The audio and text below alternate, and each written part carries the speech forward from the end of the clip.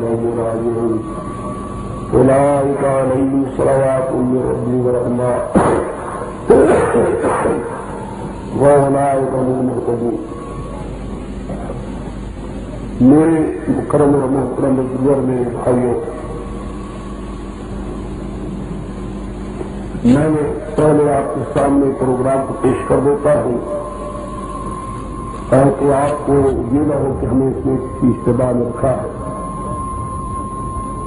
یہ تو الحمدللہ آپ لوگوں کو موقع ملا ہے کہ اس بار جو جلسے کا اعلان کیا گیا اس کے اتفاق سے بھی قومی اسمبلی کے اجلاس کی شروع ہونے کی وجہ سے مشرقی پاکستان کے وہ چند بہترین نظریہ رکھنے والے، اسلام کے متعلق صحیح جذبہ رکھنے والے بھی تشریف لائے اور انہوں نے آپ کے سامنے بھی جملے کی تقریریں کی جو آپ لوگوں نے سن لی.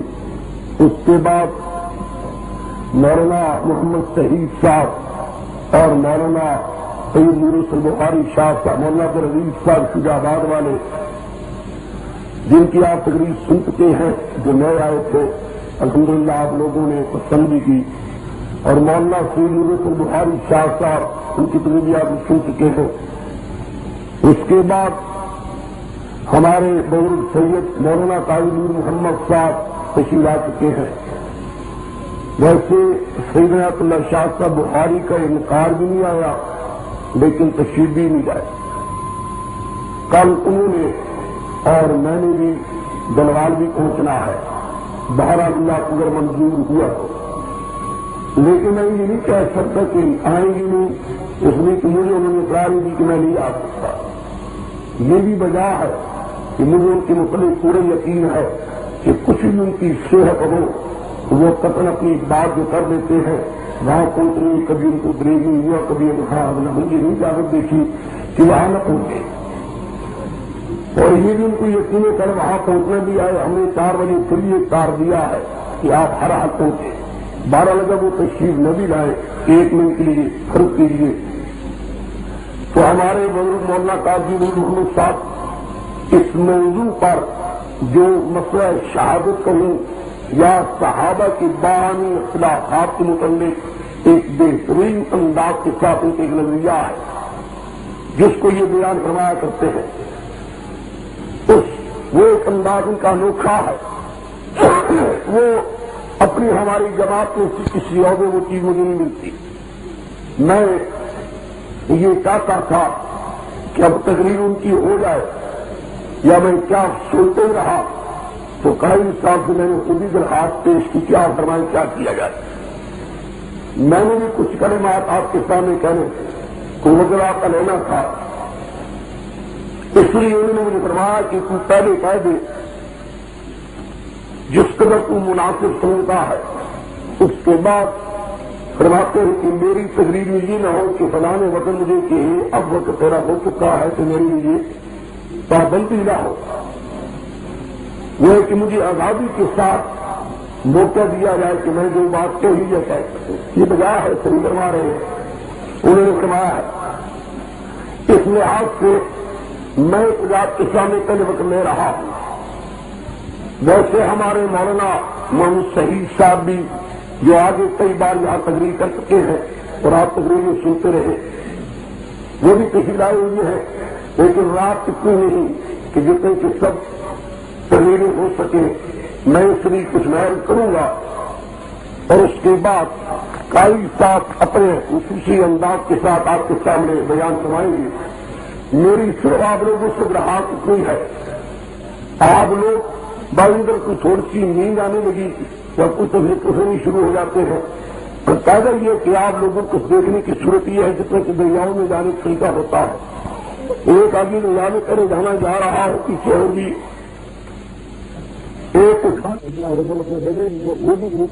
لڑنے والے اور لوگوں کی بیٹیوں کو اٹھانے کے لیے لڑنے والے، کئی قسم کی برے مخیالات رکھ کر بھی لڑنے والے. بھائی خدا کی بات صاف سوائے میں ان کو اسلام شہید کہتا ہے مرنے والوں کے سرا میں ان کو کوئی درجہ شہادت کو ملے گا. قرآن پاک میں ان شہیدوں کے لیے جن کو درجے دینے ہیں اس کی درمیان میں قرآن پاک تعریف بھی کر گیا ہے. آپ ملاحظہ کیجیے جو آیت میں نے پڑھی ہے، خیال کیا ہے. یا ایھا الذین آمنوا استعینوا بالصبر والصلاۃ ان اللہ مع الصابرین.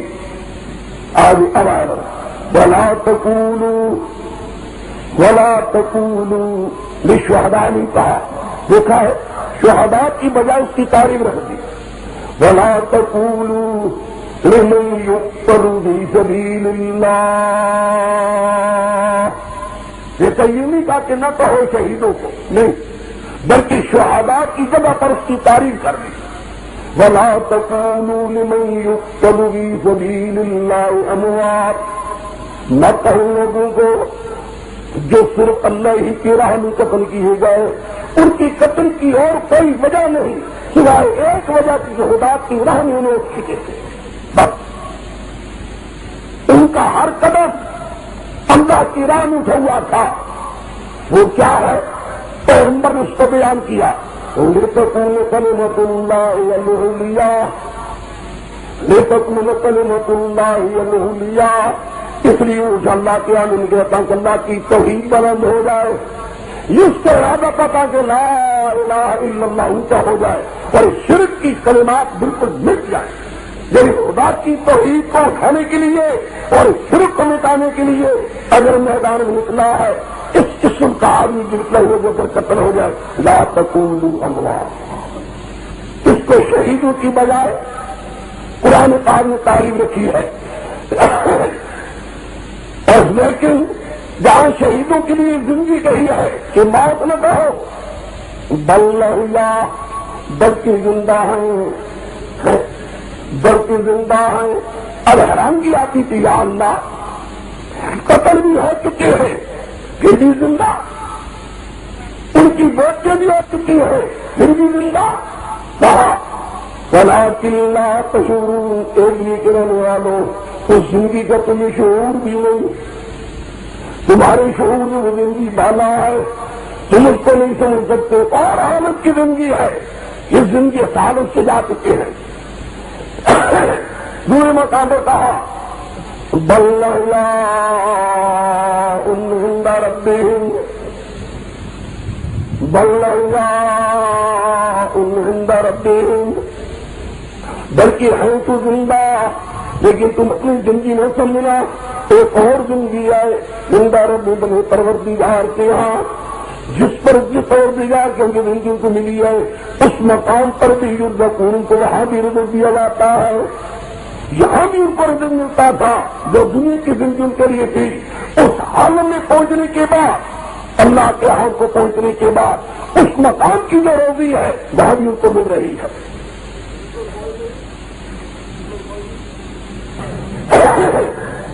قرآن پاک نے شہیدوں کی ایک زندگی کہی ہے، شہداء کو، اور یہ کہا کہ ایک زندگی ایسی ہے لیکن لا تشعرون، تم اس کا کوئی شعور نہیں. ساتھ یہ بھی کہا کہ بل احیاء ہیں زندہ لیکن یہ زندگی ختم. کہا زندہ رب پر رب کے ہاں، اور رب کے ہاں جہاں زندگی ہے یرزقون کو ہر روزی بھی دی جاتی ہے. اس کی تفسیر ہوگی پیغمبر کی زبان پاک سے بھی آئی. پیغمبر نے فرمایا کہ شہداء کو ہر روز آواز آتی ہے، مانگو کیا مانگتے ہو، مانگو کیا مانگتے ہو. وہ عرض کرتے یا اللہ ہمارے ارواح، ہمارے روح، ان کو یا اللہ دوبارہ بدن میں داخل کر، بدن میں داخل کر، وہی بدن والی زندگی ہمیں دوبارہ نصیب ہو جائے. یعنی ہمارے روحوں کو ہمارے بدنوں میں پھر تو داخل کر، پھر وہ زندگی حیاتی والی نصیب ہو جو دنیا والی، پھر تیری راہ میں جنگ شروع ہو جائے، تیری توحید کی ہاتھیں پھر دوبارہ شہید ہو جائے. ہم یہی چاہتے ہیں. حکم ہوتا ہے وہ زندگی تو ایک بار ہی ملنی تھی ختم، اور وہ زندگی دوبارہ مل نہیں سکتی. یہ تو بات نہیں ہوگی کہ ہم دنیا میں کتنے وہ زندگی دیں.